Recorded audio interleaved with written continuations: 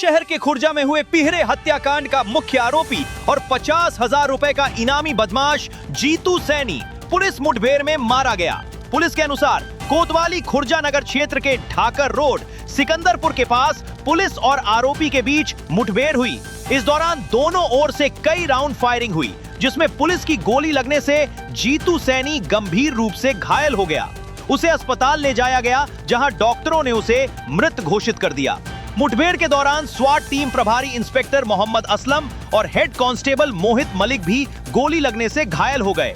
दोनों का इलाज जारी है। पुलिस ने आरोपी के पास से 2 पिस्टल, 1 तमंचा, जिंदा कारतूस और खोखा कारतूस बरामद किए हैं। पुलिस मामले की आगे जांच कर रही है। Bureau report. पुलिस मुठभेड़ में खुर्जा में जो पहले हत्याकांड का मुख्य आरोपी जीतू था, इसको ढेर कर दिया है। क्या कहेंगे आप? मैं योगी जी को पहले तो कोटि कोटि प्रणाम कहूंगी, क्योंकि मैंने अपनी तरफ से ये मांग की थी कि खून के बदले खून दिया जाए।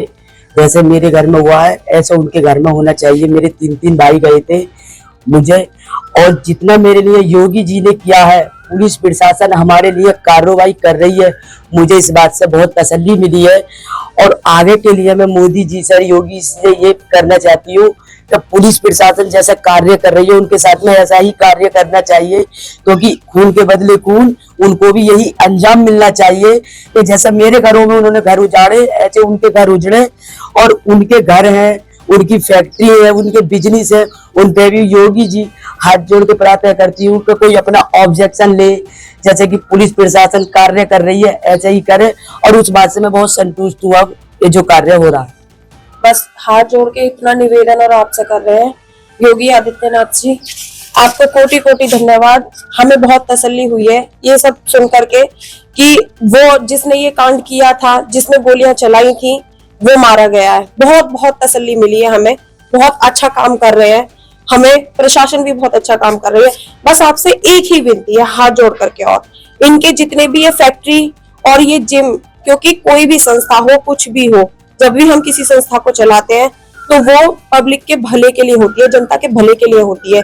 जिम क्यों जाते हैं सब लोग, क्यों जाते हैं जिम? हाँ, और वहां पे ये सब काम हो रहा है तो बिल्कुल उसको सीज कर दिया जाए, बिल्कुल उस पर बुलडोजर चलवा दो आप। बस मेरी इतनी मांग हो रहा है आपसे, उसको बिल्कुल खत्म करा दो, वहां से वो जड़ से खत्म हो जाने चाहिए, ताकि आगे को लोगों को ये सबक मिले और वो ऐसा काम करने से पहले कांपे कि उन्होंने क्या किया है और इसके बदले क्या उनको सजा मिले। बस बहुत बहुत धन्यवाद आपका सबका। खुर्जा कोतवाली क्षेत्र में एक मुठभेड़ हुई है, कौन बदमाश है, क्या मामला है? देखिए, खुर्जा नगर थाना क्षेत्र में जो झाझर रोड है अपनी, उस पे एक आज अर्ली मॉर्निंग बदमाशों से मुठभेड़ हुई है।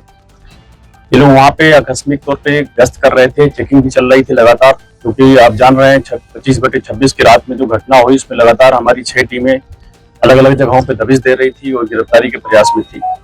तो उसमें शेष वांछित बचे थे, उन पे सबके 50,000 रुपए का इनाम भी घोषित किया गया था। उसी प्रक्रिया में लोग उधर थे, रात को वहां पे बदमाशों को रुकने का इशारा किया गया जो स्कूटी से जा रहे थे। पुलिस को देखते ही उन्होंने पहले तो बचाव में उन्होंने बैक किया, सामने से भी जब उनको दिखा कि पुलिस है, जिन्होंने साइड की रोड लिया जो कच्ची थी, वहां पे पुलिस पार्टी पे फायरिंग किया। पुलिस ने आत्मरक्षा की गई फायरिंग में एक बदमाश गंभीर रूप से घायल हो गया, जिसको वहां से भेजा गया था CSC, और CSC से रिफर किया गया डिस्ट्रिक्ट हॉस्पिटल।